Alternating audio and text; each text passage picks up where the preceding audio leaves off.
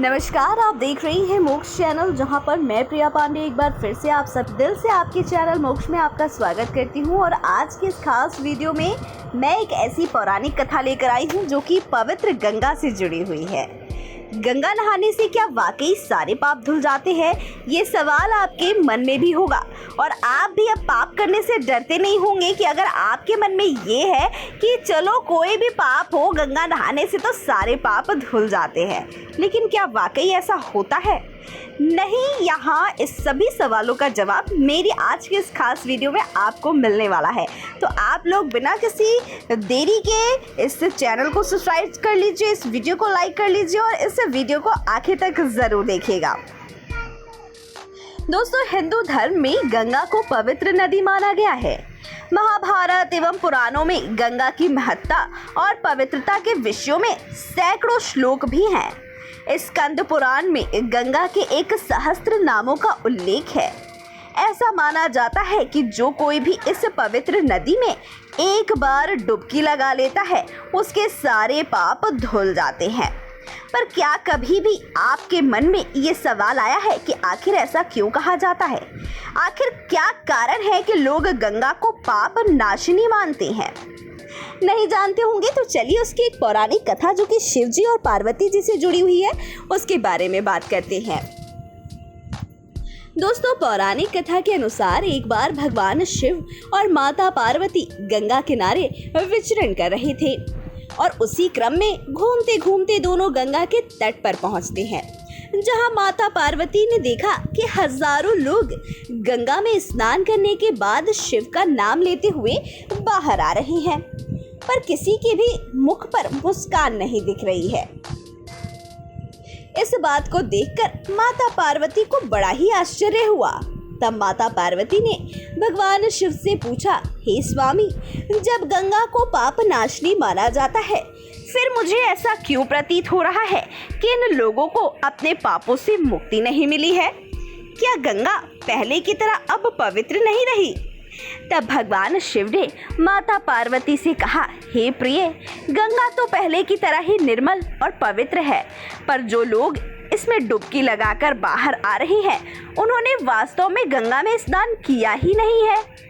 शिव के मुख से ऐसी बातें सुनकर माता पार्वती को फिर से आश्चर्य हुआ और उन्होंने शिव जी से कहा कि ये कैसे संभव हो सकता है? क्या आप देख नहीं रहे हैं कि ये सभी स्नान करके आ रहे हैं? इनके कपड़े भी अभी तक भीगे हुए हैं। माता पार्वती के सवाल का जवाब देते हुए शिव जी ने कहा, हे प्रिय, ये सभी सिर्फ जल में डुबकी लगाकर निकल रहे हैं। कोई भी गंगा के पवित्र जल में स्नान नहीं कर रहा है। इसका रहस्य मैं तुम्हें आज नहीं कल समझाऊंगा। ये कहकर भगवान शिव माता पार्वती को साथ लेकर वहां से चले गए। अब शिव जी की लीला भी अपरंपार है। दूसरे दिन भाग्य से बरसात होने लगी। बारिश के कारण चारों ओर कीचड़ ही कीचड़ हो गया। सभी रास्ते कीचड़ से भर गए। तब भगवान शिव ने एक लाचार वृद्ध का वेश धारण कर लिया और उसके बाद एक लाचार बुजुर्ग की तरह एक खड्डे में जाकर सो गए और गड्ढे से निकलने की असफल कोशिश लगातार करने लगे। साथ ही ऊपर खड़ी माता पार्वती से कहा कि तुम आवाज लगाओ कि मेरे वृद्ध एवं असहाय पति अचानक गड्ढे में गिर गए हैं। कोई पुण्य आत्मा रहम करो और इन्हें गड्ढे से निकालो और मेरे पति के प्राण बचाओ। साथ ही भगवान शिव के कहे अनुसार माता पार्वती लोगों को ये बता रही थी कि जो कोई भी मेरे पति को बचाने आए, उसे विश्वास हो कि उसने अपने जीवन में कोई पाप ना किया हो, नहीं तो वो हाथ लगाते ही जलकर भस्म हो जाएगा। कुछ देर बाद लोग गंगा में स्नान कर उस रास्ते से निकलने लगे। सभी लोग उस महिला की बात जरूर सुनते, लेकिन महिला को देखते ही सभी के मन में पाप आ जाता। इसीलिए लोग लाज के, लज्जा के और धर्म के डर से कोई भी उस महिला के पास नहीं गया। तो वहीं कई लोगों ने महिला रूपी माता पार्वती से यहाँ तक कहा कि तुम इस बुढ़े को मरने के लिए छोड़ क्यों नहीं देती।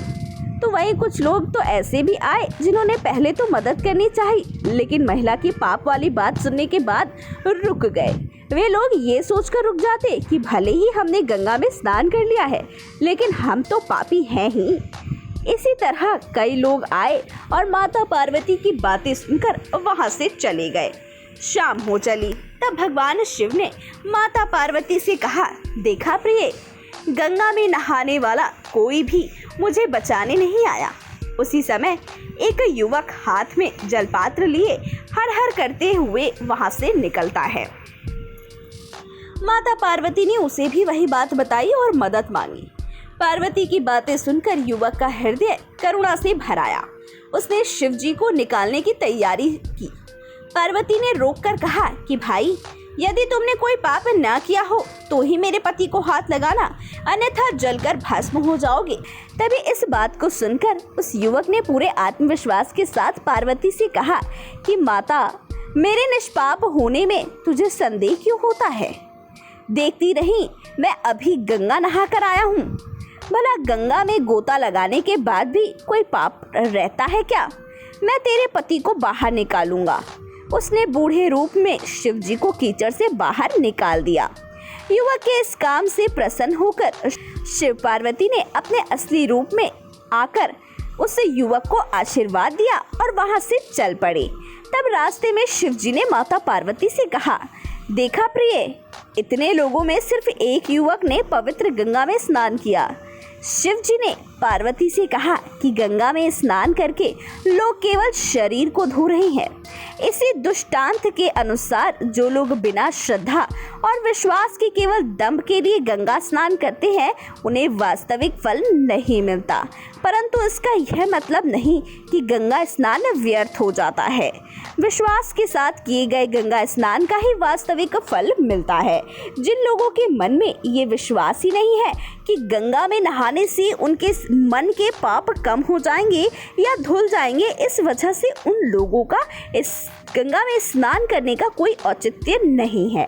आशा करती हूँ आप सभी को आज की हमारी ये गंगा पर पौराणिक कथा बहुत पसंद आई होगी और आप भी अब विश्वास के साथ ही गंगा में प्रवेश करेंगे। दोस्तों, आशा करती हूँ आपको हमारी आज की खास जानकारी अच्छी लगी होगी। अगर अच्छी लगी हो तो इसे लाइक, कमेंट, शेयर करके ज़रूर बताइएगा।